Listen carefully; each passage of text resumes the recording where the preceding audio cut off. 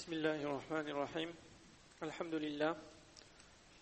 لله حمدا كثيرا طيبا مباركا فيه مباركا عليه كما يحب ربنا ويرضى جل جلاله عما نواله والصلاة والسلام على السيد الحبيب المصطفى وعلى آله وصحبه نجوم الهدى قادة التقى أما بعد قال النبي صلى الله عليه وسلم الراحمون يرحمهم الرحمن تبارك وتعالى يرحموا من في الأرض يرحمكم من في السماء وفي رواية يرحموا ترحموا باب قول الله تعالى ونضع الموازين القسط ليوم القيامة وأن أعمال بني آدم وقولهم يوزن وقال مجاهد القسطاس العدل بالرومية ويقال القسط مصدر المقسط وهو العادل وأما القاسط فهو الجائر وبه قال حدثنا أحمد بن أشكاب قال حدثنا محمد بن فضيل عن عمارة بن القعقاع عن أبي زرعة عن أبي هريرة رضي الله عنه قال قال النبي صلى الله عليه وسلم كلمتان حبيبتان إلى الرحمن خفيفتان على اللسان ثقيلتان في الميزان سبحان الله وبحمده سبحان الله العظيم. Alhamdulillah, Allah subhanahu wa ta'ala nous a permis de faire ce khatam malgré nos faiblesses, nos lacunes. Allah subhanahu wa ta'ala accepte Khatm Bukhari. Allah subhanahu wa ta'ala accepte les doigts de cette assemblée bénie, assemblée de hadiths pour lesquels les gens se sacrifiaient à l'époque, en particulier le Khatm Bukhari. Khatm Bukhari Sharif, où les doigts sont acceptés, Ibn Kathir rahimahullah ta'ala dit que lorsque le Bukhari Sharif est complété, les doigts sont acceptés.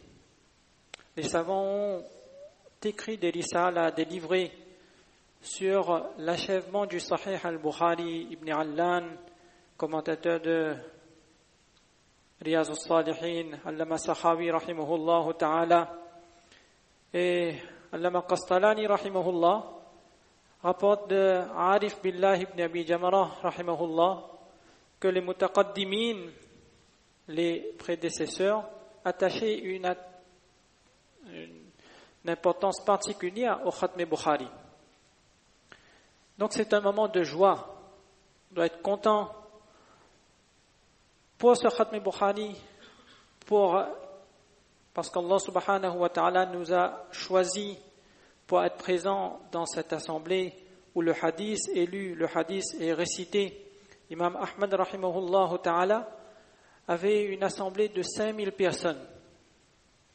Plus de 5000 personnes venaient écouter le dars et hadith d'Imam Ahmad rahimahullah. Mais sur ces 5000 personnes, seulement 500 étaient des élèves. Le reste des gens ordinaires qui venaient, parce qu'à l'époque, les gens avaient un attachement, un lien avec le hadith. Donc Allah subhanahu wa ta'ala nous donne cet attachement, ce lien avec le hadith, avec la sunna, avec le Coran. Particularité de ce Bukhari Sharif. Bukhari Sharif a énormément de particularités, de spécificités. Et parmi les livres de hadith, le Bukhari reste le livre le plus étudié, le plus aimé, le plus commenté. Et notre ustad, directeur, disait, si vous voulez connaître si un livre est accepté, regardez le travail que les gens ont fait sur ce livre.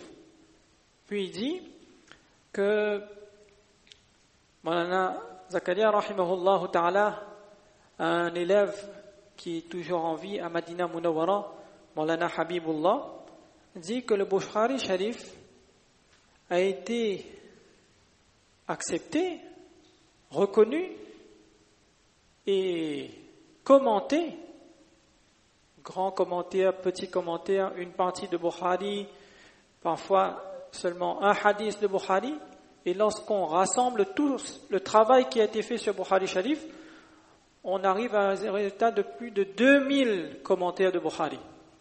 2000 commentaires de Bukhari. Et Hazrat Sheikh rahimahullah ta'ala dit que lorsque j'ai commencé le hadith, vraiment le premier livre de hadith que les élèves font, c'est Mishkat.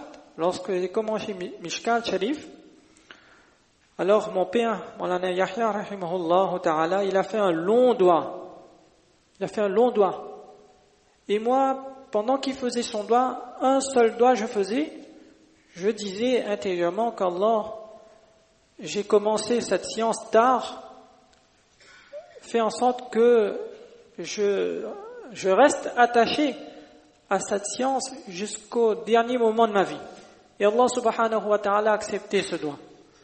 Puis, Maulana Youssouf raconte, il dit que quelques heures ou quelques jours avant son décès, Maulana Zakaria rahimahullah était malade, tout le monde connaît plus ou moins les gens qui connaissent, et malgré tout, son attachement, son lien avec le hadith, en particulier avec Bukhari Sharif, était le même.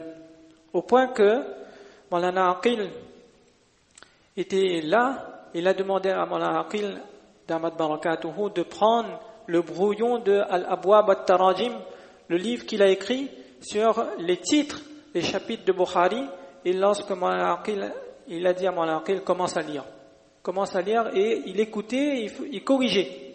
Et dans l'introduction de ce Al-Abwab al-Tarajim, Maulana Zakaria rahimahullah a parlé des savants qui ont travaillé uniquement sur les titres des chapitres. Il y a des gens qui se sont consacrés sur les titres, pas sur le hadith, sur le titre qu'Imam Bukhari rahimahullah ta'ala a donné à chaque chapitre. Et donc, Maulana Zakaria rahimahullah, dans l'introduction de ce livre, Al-Abwab al-Tarajim, il a énuméré ces savants, et lorsqu'il est arrivé sur Sheikhul Hind rahimahullah ta'ala, qui fait partie des savants qui ont travaillé sur cet Tarajim, il a dit, regardez le mahabba qu'a un élève pour son professeur. Il a dit, Sheikhul Hind, Maulana Mahmoud al-Hassan, rahimahullah ta'ala, les gens ont commencé à utiliser ce titre de Sheikhul Hind pour lui. Et Maulana Tanwi, rahimahullah, qui était élève de Sheikhul Hind, il s'est dit, mais pourquoi ce titre, Sheikhul Hind? Donc il a commencé à réfléchir, pourquoi ce titre pour mon professeur, pour mon enseignant? Puis il a écrit un document qu'il a ensuite publié dans un risala qui sortait à l'époque, et il a dit que pas seulement Sheikhul Hind, mais Maulana Mahmoud al-Hassan, et non seulement Sheikhul Hind, Sheikhul Sind, Sheikhul Arab, Sheikhul Ajab et Sheikhul Alam. Voilà un exemple du respect qu'avaient les gens à l'époque pour les savants, pour leurs enseignants, pour leurs aînés.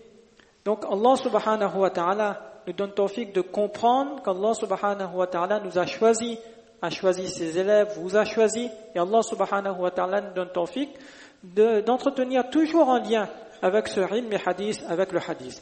Alors mon bayan de ce soir, on va le diviser en deux, tout simplement parce que mercredi, j'ai envoyé un message à Maulana Youssouf Motala d'Ahmad Barakatuhu pour lui dire que voilà, Inch'Allah, comme il n'y a pas d'invité, normalement c'est moi qui va terminer le dernier sabak. Donc s'il a quelque chose à dire, s'il pense à quelque chose en particulier, de me dire et de faire doigt pour que je puisse dire des paroles profitables pour tout le monde.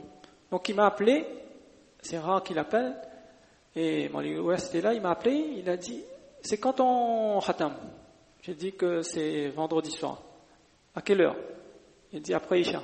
Il a dit bon, c'est bon, je prépare ton bayan, je t'envoie ton bayan en audio et tu fais écouter à tout le monde le bayan en audio. Donc il a fait le bayan de Bukhari, il a parlé 25-30 minutes et il a demandé qu'on fasse écouter, mais ensuite pour le tarjuma ça va être difficile pour la traduction. Donc ensuite j'ai dit que je vais traduire.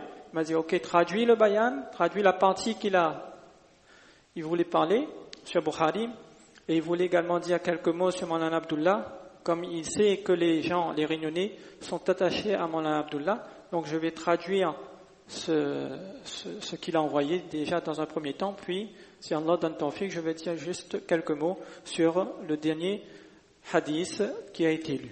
Donc, Mawlana Youssouf a commencé son enregistrement, puis j'ai dit qu'Inch'Allah, il m'a dit, après le jalsa, ensuite tu partages l'audio si tu veux.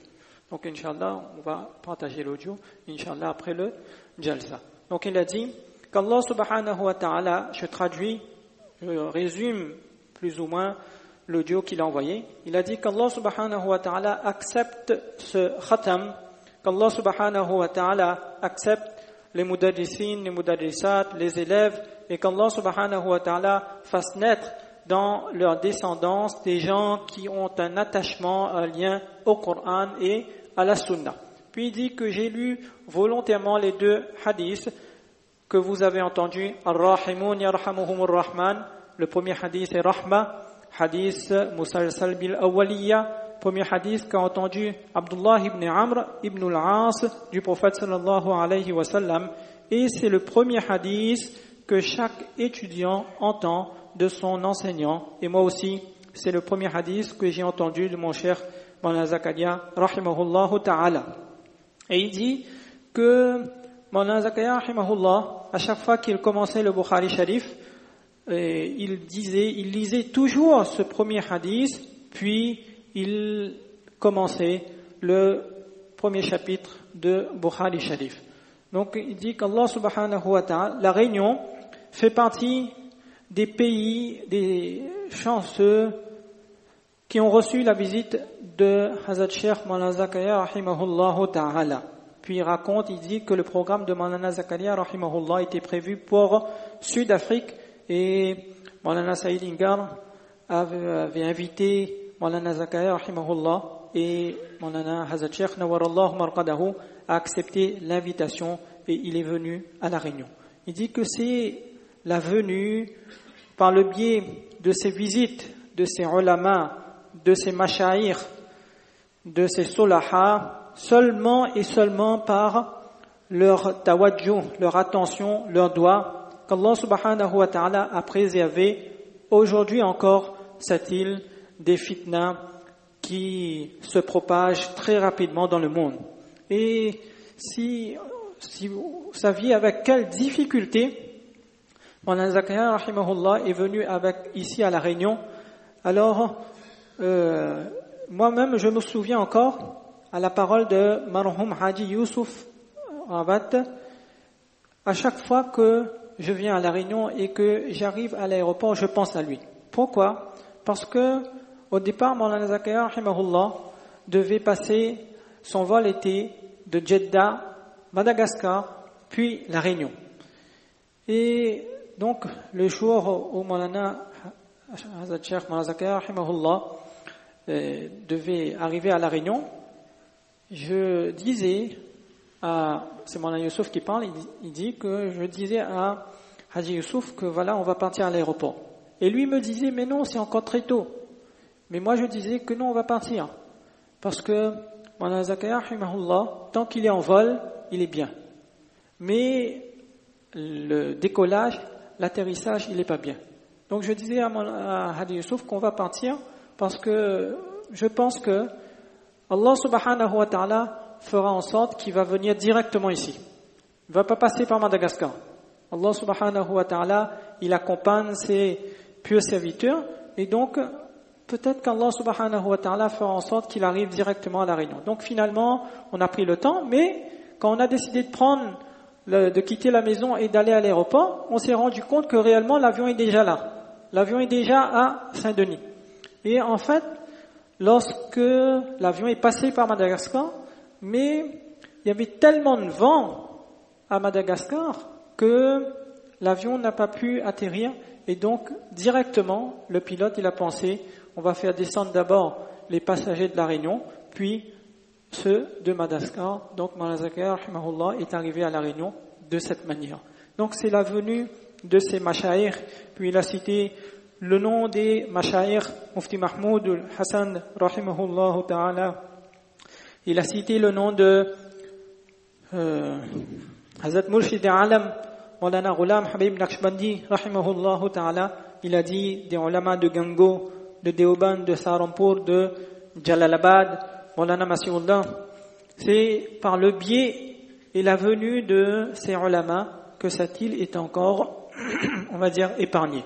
Donc Allah subhanahu wa ta'ala fasse que cette silsila, que la visite de ces ulama perdure, car c'est par la visite de ces ulama qu'on va rester, que vous allez rester à l'abri de ces fitnas, de ces gens qui crient fort dans les 4 mois du monde et disent aux gens d'abandonner les aïma et arba, délaisser les ulama, délaisser les mashayikh, délaisser les soufis. C'est la visite de ces ulama-là, de ces mashayikh, qui va nous mettre à l'abri de ces fitnas. Donc Allah subhanahu wa ta'ala préserve cette île de tous ces fitnas. Puis il a dit, parmi les figures et les plus importantes qu'on peut citer pour les réunionnais, je pense que je dois parler de Maulana Abdullah, rahimahullah ta'ala, qui avait un attachement, lien particulier pour les réunionnais et dont les réunionnais avaient un attachement aussi pour lui. Donc il a dit, moi-même j'ai connu Maulana Abdullah, ça fait longtemps, et j'ai même connu Maulana Ghulam Muhammad Nurgat, rahimahullah ta'ala, qui a été soutenu par les gens de la Réunion et qui a formé, qui a commencé ce Darul Uloum de Falah ad-Darain. À l'époque, je partais souvent à Talgueswar et le madrasa est à côté du marché. Et au fur et à mesure, puis Maulana Abdullah est arrivé de Dabel et il a pris la madrasa en main. Et c'est avec l'aide et le soutien de la famille Rawat, de Haji Youssouf, de Haji Moussa, que très rapidement, en peu de temps, il a su installer, former ce Darul Uloum d'un très haut niveau, d'un excellent niveau dans tous les domaines du ilm, que ce soit dans le domaine du tafsir, hadith, du qira'at. Allah subhanahu wa ta'ala élève donc le grade de Maulana Abdullah. Il dit que ma relation avec lui était très proche et j'ai eu l'occasion de le rencontrer en Inde, en Sud-Afrique. On a voyagé ensemble à La Réunion, en Zambie, en Angleterre. Et quelle intelligence, quelle mémoire Allah subhanahu wa ta'ala avait accordé à Maulana Abdullah. Il dit qu'une fois, alors que j'étais à La Réunion, Maulana Abdullah également était là. Et il y a un jalsa qui s'était tenu à Saint-Pierre. Donc, moi, j'avais pris la parole avant Maulana Abdullah. Et donc, dans mon bayan, j'avais parlé d'un Qari Musli, rahimahullahu ta'ala. Il dit que Maulana Abdullah a pris la parole après moi et il a complété mon bayan. Et juste sur ce Qari Musli là, il a développé, il a raconté des histoires ici et là du Qari Musli, sans préparation, sans hésitation, sans gêne, et il a développé ça. Il a raconté toutes les histoires, comment Qari Musli a accueilli Cheikh al-Islam Maulana Madani rahimahullah ta'ala dans le Gujarat. Et regardez comment Allah subhanahu wa ta'ala l'a élevé. Et j'ai dit, Maulana Youssouf qui parle toujours, il dit que j'ai dit à son fils Maulana Ismaël et à sa famille qu'Allah subhanahu wa ta'ala a regardé comment Allah subhanahu wa ta'ala a comblé votre père. Combien de fois pendant les derniers moments de sa vie, de sa maladie, on a entendu que l'état est critique, que l'état de Maulana est vraiment critique. Mais des 4 coins du monde, des gens, ses élèves, ses proches, ses sympathisants ont fait doigt et Allah subhanahu wa ta'ala a fait en sorte que Maulana il a retrouvé son état, il a retrouvé la santé. Donc Allah subhanahu wa ta'ala élève le grade de Maulana. Il dit, si on doit retenir, en tout cas lui, si je peux retenir 2 qualités, quelques qualités parmi les qualités qu'Allah subhanahu wa ta'ala avait accordées à Maulana Abdullah, il dit que première qualité, la modestie, le tawaddu. Il a dit, jamais j'ai entendu Maulana Abdullah dire que voilà, c'est mon élève qui dirige tel madrasa, que c'est mon élève qui dirige tel idara. Alors qu'il en a d'élèves, il a énormément d'élèves qui sont dirigeants, qui sont directeurs, qui sont spécialistes dans le qira'a, qui sont spécialistes dans le hadith, mais jamais on a entendu dire que voilà, c'est quelqu'un qui m'a fréquenté, qui était mon élève. Et là où il était, en voyage, chez lui, il entendait que quelqu'un était de passage, quelqu'un de pieux, un alim, il était le premier à aller l'accueillir à l'aéroport. Jamais il s'est dit, ou jamais il a dit que voilà, c'est pas quelqu'un de mon niveau, pourquoi je vais accueillir cette personne? Même en Angleterre, je l'ai vu à l'aéroport accueillir des gens plus jeunes que lui. Il voyait que les gens de la localité avaient de l'estime pour cette personne, donc lui aussi partait accueillir cette personne. Donc, l'humilité. Et son attachement à l'enseignement, à l'éducation, comment il a préparé des grands madaris, comment il a préparé des gens qui tiennent des madaris, qui sont des formateurs, qui sont des enseignants. Donc Allah subhanahu wa ta'ala continue d'arroser le jardin comme Maulana Abdullah a commencé. Allah subhanahu wa ta'ala nous donne tawfiq d'être attaché, d'entretenir ce lien avec le Coran et le Hadith, comme lui, il avait ce lien avec le Coran et le Hadith. Donc Allah subhanahu wa ta'ala nous accorde un lien avec le Coran, un lien comme le lien des Sahaba radiyallahu anhum, où les Sahaba radiyallahu anhum quotidiennement, tous les jours, lisaient un manzil du Coran. Il dit qu'un hafiz devrait essayer de lire un manzil tous les jours. Et deux choses à s'attacher: un, le Coran, et deux, les hadiths que le prophète sallallahu alayhi wa sallam nous a laissés.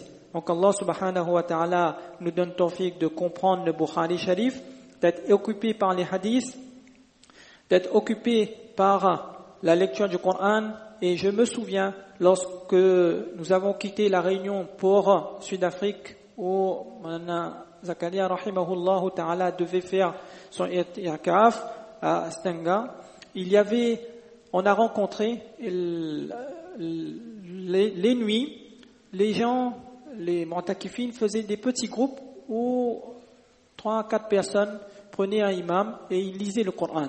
Et donc, j'ai rencontré quelqu'un là-bas de Newcastle qui est venu 2 jours, et le premier jour, il a lu 15 paras, et le deuxième jour, il a lu 15 paras, puis le lendemain, il est parti.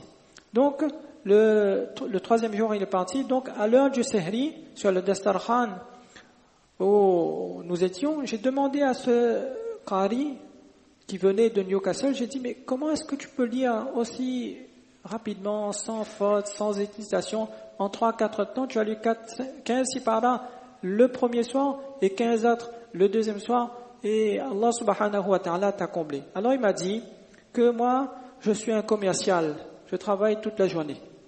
Je suis un commercial, je prends mon travail le matin, après mon petit déjeuner, et je finis juste avant Maghrib. Tous les matins, lorsque je sors de chez moi, je commence à Alif Lam Mim, et le soir, avant Maghrib, je termine mon Khatm al-Qur'an. Donc Allah subhanahu wa ta'ala, il dit qu'Allah subhanahu wa ta'ala nous donne cet attachement au hadith, cet attachement au Coran. C'est là la véritable richesse, l'attachement au Coran et au hadith. Et Allah subhanahu wa ta'ala préserve cette île des fitnas du courbe qiyamat. Voilà ce qu'il a dit en résumé dans le message qu'il a envoyé pour ce jalsa. Ça, c'est la première partie. Je dis juste quelques mots sur la deuxième partie. Donc, sur ce hadith qu'on a lu,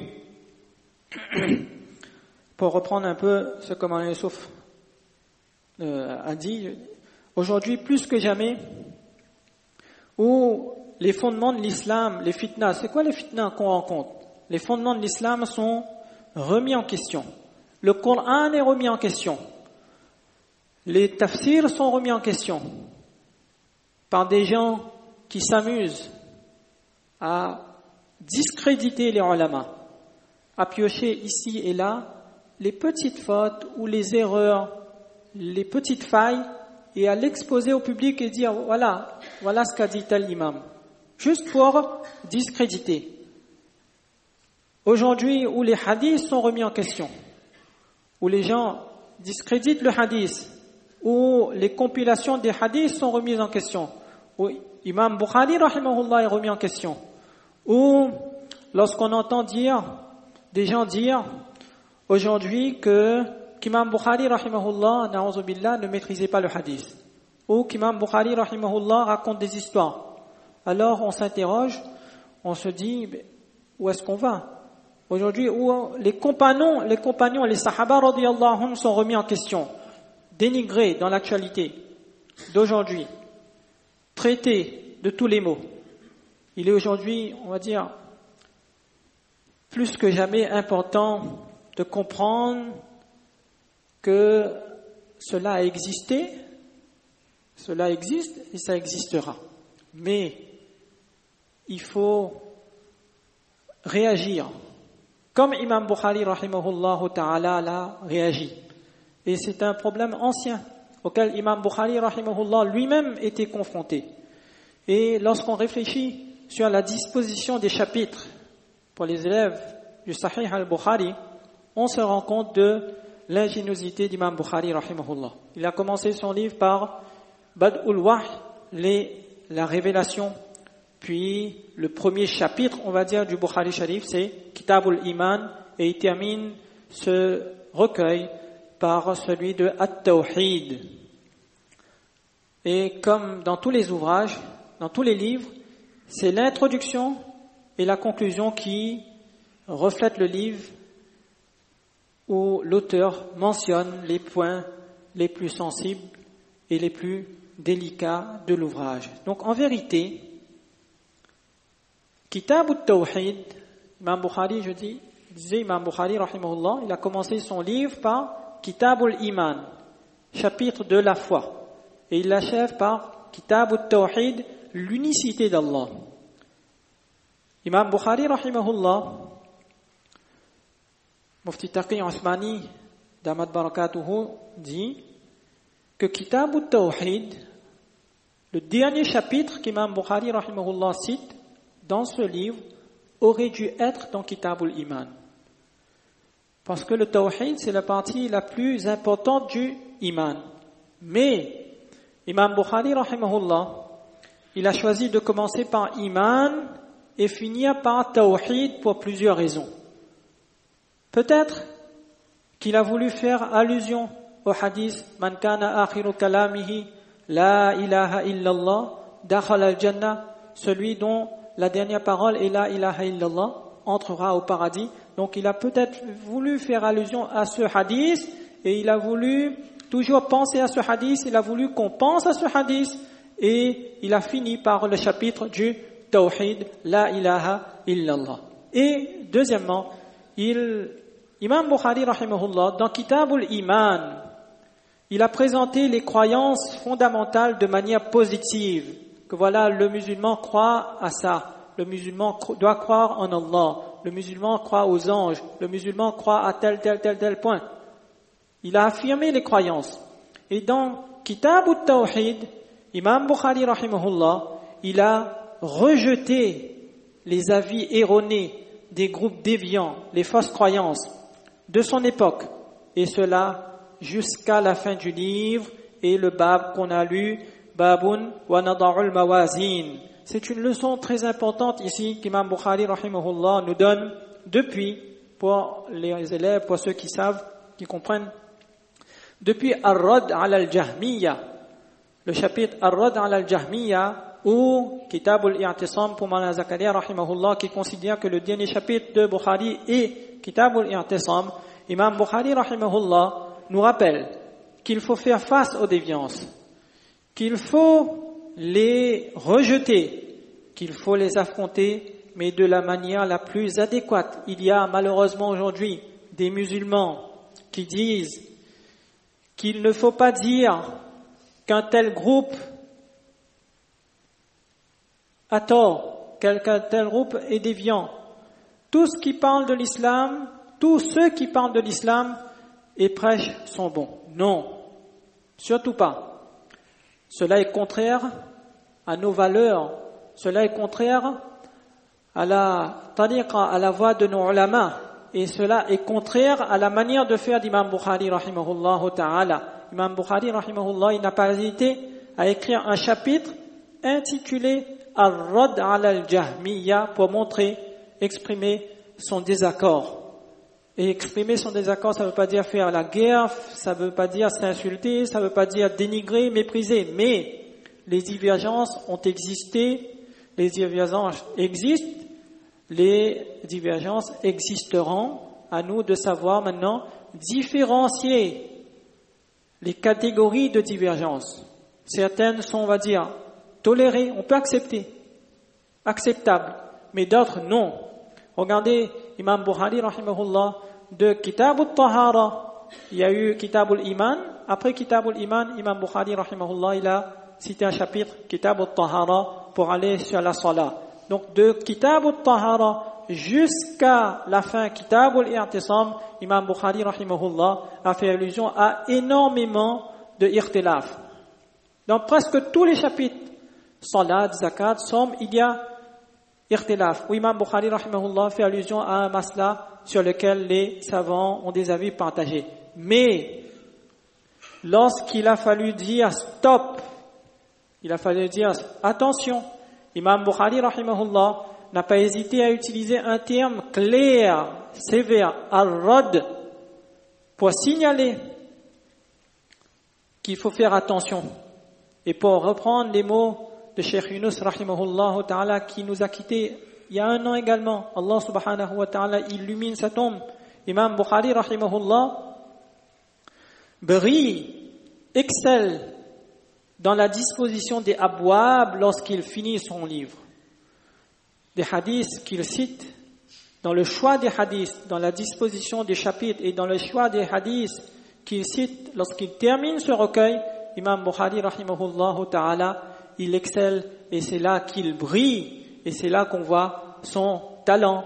Et nous, Mufti Shabir avait l'habitude de dire que lorsque Bukhari Sharif s'achève, Ash-Shaykh inda Shabab, c'est là que Cheikh Yunus retrouve toute sa jeunesse. Et malheureusement, nous, je parle pour moi, les enseignants comme les élèves, on est pressé de finir. Donc enfin, Allah subhanahu wa ta'ala accepte malgré ses lacunes ce Bukhari Sharif. Imam Bukhari rahimahullah finit par ce chapitre qui mentionne la balance wa nad'u al-mawazin al-qist pour rejeter les idées des Mu'tazili de l'époque qui ne croyaient pas à la pesée. Des gens qui disaient que le jour de Hashr, le jour du jugement, les actions ne seront pas pesées. Parce qu'ils ne comprenaient pas, ça ne venait pas dans leur esprit, et donc ils rejetaient. Aujourd'hui aussi, il y a des gens qui sont comme ça, il y a un hadith qui n'entre pas, qui ne comprennent pas, que la raison a du mal à comprendre, donc ils rejettent, ils disent que c'est faux. Donc, Imam Bukhari rahimahullah nous rappelle également que le livre s'achève, que ce que vous avez lu depuis le début jusqu'à la fin, et que ce que j'ai mis comme hadith pour vous, et le modèle qu'il faut suivre, modèle du prophète sallallahu alayhi wa sallam.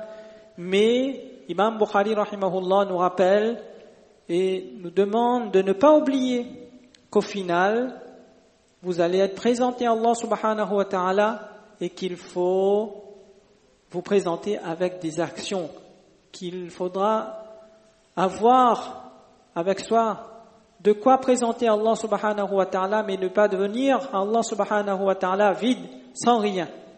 Pas seulement avoir des actions, mais avoir des actions qui pèsent, car les actions ne seront pas comptées, mais les actions seront pesées. Pensez plutôt au poids de l'action.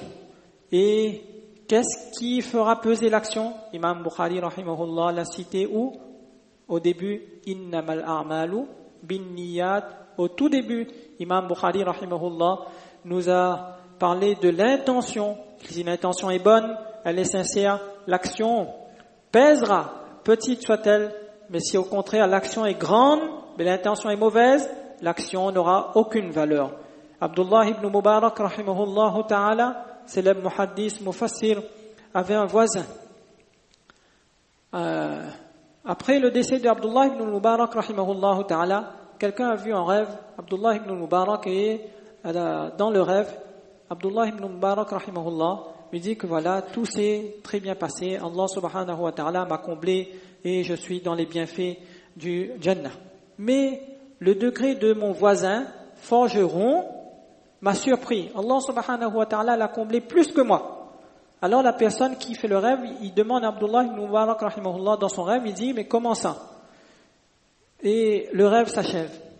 Donc le matin, la personne qui a vu Abdullah ibn Mubarak en rêve, il décide d'aller voir la famille d'Abdullah ibn Mubarak et d'aller cogner à la porte d'Abdullah ibn Mubarak de la maison, et il demande à la femme de ce voisin, du voisin de Abdullah ibn Mubarak, est-ce que ton mari avait des wazaïf, avait des dhikr, des formules particulières, il avait une action particulière, parce que j'ai fait ce rêve dans lequel Abdullah ibn Mubarak rahimahullah me dit que voilà, mon voisin, Allah subhanahu wa ta'ala l'a élevé plus que moi.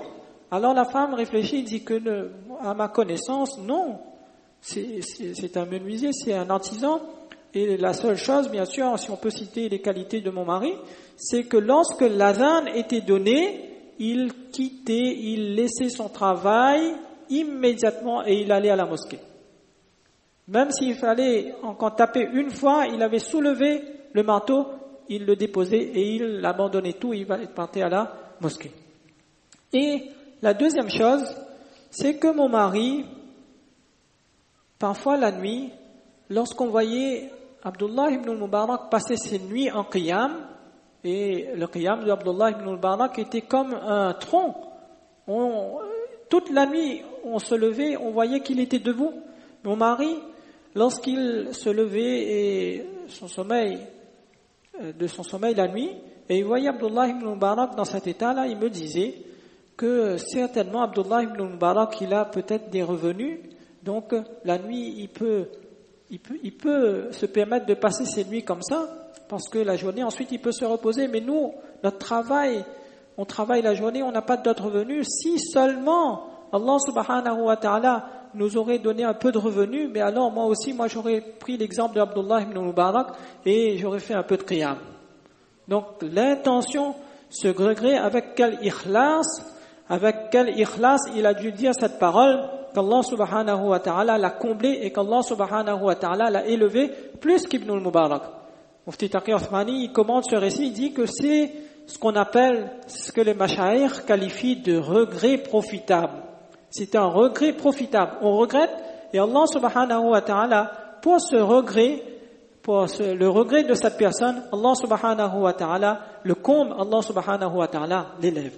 Et Imam Bukhari rahimahullah continue, wa qawlahum yuzan, et que les paroles, les actions seront pesées et les paroles également seront pesées. Attention à ce qu'on dit, à ce bienfait de la langue qu'Allah subhanahu wa ta'ala nous a accordé, mais auquel on ne fait pas attention, que faites attention à ce que vous dites et sachez que les actions comme les paroles seront pesées. Et Imam Bukhari rahimahullah, donc, il termine ce recueil, ce livre, par le hadith qui est passé déjà une fois, Kalimatani Habibatan. 2 fois, Imam Bukhari rahimahullah ta'ala a déjà cité ce hadith, une première fois dans Kitab al-Da'wat, le livre des invocations, une deuxième fois dans Kitab al-Nuzur, des serments, et ici, une troisième fois, avec quelques petites différences, et soit au niveau du sanad, soit au niveau des mots. Sanad, Imam Bukhari rahimahullah, il a eu ce hadith qu'on a lu avec 3 oustad. Qutayba ibn Sa'id, Mufti Assad a développé, Zuhair ibn Harb et Ahmad ibn Ishkab, 3 oustad.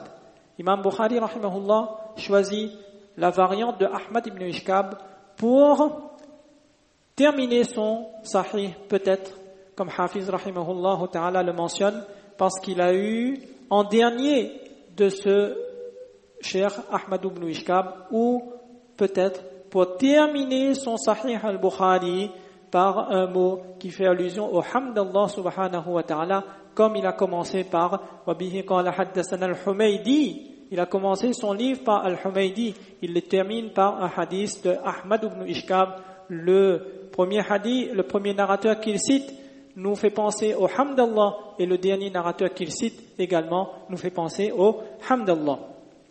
Et différence dans les mots dans les mots également, regardez dans Kitab ad-Da'wat, la variante qu'Imam Bukhari rahimahullah cite s'achève par Habibatan. Les mots sont inversés. Et la variante qu'il cite ici, Thaqilatan, s'achève par Thaqilatan fil mizan. Subhanallah bihamdihi. Pourquoi? On l'a vu plusieurs fois. Imam Bukhari rahimahullah cite un hadith en fonction du tarjumatul bab, en fonction du titre qu'il donne au chapitre. Il choisit le hadith pour que le lien entre le titre et le hadith soit fait. Et troisièmement, Imam Bukhari rahimahullah, troisième point qu'on peut citer, différence dans les mots Subhanallahil azim, Subhanallah wa bihamdihi, et la variante qu'Imam Bukhari rahimahullah a citée dans Kitab ad-Da'wat, ou Subhanallahil azim, Subhanallah wa bihamdihi. Et dans Kitab Tawhid, Imam Bukhari rahimahullah choisit la variante qui finit par le nom d'Allah. Subhanallah wa bihamdihi, Subhanallahil azim. Azim est le nom d'Allah. Et Imam Bukhari rahimahullah fait allusion à un masla, un point particulier, que La ilaha illallah dakhal al-jannah, celui dont la dernière parole est La ilaha illallah, ne veut pas forcément dire La ilaha illallah. Il faut que la personne qui quitte ce dunya avec La ilaha illallah. Mais un nom d'Allah, Al-Azim, Al-Karim, et le prophète sallallahu alayhi wa sallam, lui, il a quitté ce dunya. Allahumma rafiqul a'la. Donc Allah subhanahu wa ta'ala nous donne tawfiq de comprendre. Et regardez, Imam Bukhari rahimahullah a choisi deux sahaba. Le premier hadith qu'il cite, hadith de Omar. Et le dernier hadith qu'il cite, hadith d'Abu Huraira radiyallahu anhu. Hadith de Omar, pourquoi? Peut-être qu'Imam Bukhari rahimahullah a voulu faire allusion à la prudence. Souvenez-vous du récit de ce sahaba radiyallahu anhu qui avait cogné à la porte de Omar radiyallahu anhu une fois, deux fois, trois fois, puis il est parti. Puis Omar radiyallahu anhu, lorsqu'il s'est rendu compte que quelqu'un avait cogné à sa porte, il a dit mais quelqu'un a cogné, allez le chercher. Donc le sahaba, là, le nom m'échappe, est revenu et il a dit à Omar radiyallahu anhu que je n'ai fait que suivre la sunna. C'est le prophète sallallahu alayhi wa sallam qui nous a dit de cogner trois fois et si personne ne répond de partir. Alors Omar radiyallahu anhu, il a pris par l'encolure et il a dit tu vas m'apporter un témoin sur ce que tu rapportes, sinon je vais te fouetter. Alors, Imam Bukhari, rahimahullah, il choisit qui? Omar radiyallahu anhu, premier hadith de Omar. Faites attention lorsque vous rapportez les hadiths. Et il choisit qui pour terminer? Abu Huraira radiyallahu anhu. Pour rendre hommage à Abu Huraira. Aujourd'hui, malheureusement, des gens qui dénigrent Abu Huraira radiyallahu anhu. Regardez, Imam Bukhari aurait pu choisir un autre sahaba. Mais peut-être qu'il a choisi Abu Huraira radiyallahu anhu. Parce que Abu Huraira radiyallahu anhu était le muhaddis des sahaba. Parce que Abu Huraira radiyallahu anhu, il s'est sacrifié, il a tout donné pour qu'aujourd'hui on puisse profiter de ces hadiths. Et Abu Huraira radiyallahu anhu, il est celui qui a reçu également, comme Abdullah ibn Abbas radiyallahu anhu, les doigts du prophète sallallahu alayhi wa sallam. Lui, il a reçu quoi? 2 récipients de savoir du prophète sallallahu alayhi wa sallam. Qu'Allah subhanahu wa ta'ala nous donne tawfiq de comprendre ces quelques mots, qu'Allah subhanahu wa ta'ala nous donne un attachement particulier pour le hadith, qu'Allah subhanahu wa ta'ala fasse que parmi nos enfants, parmi nos familles, parmi nos proches, comme il y a énormément de hafiz à la Réunion, Allah subhanahu wa ta'ala nous donne des gens compétents dans le domaine du hadith, des hafaz et hadith, des gens qui maîtrisent le hadith, et des gens qui ont les moyens de transmettre ce hadith en français avec un public français. Allah subhanahu wa ta'ala accepte ce khatam. Allah subhanahu wa ta'ala comble les élèves. Allah subhanahu wa ta'ala les utilise, les accepte dans le khidmat du din.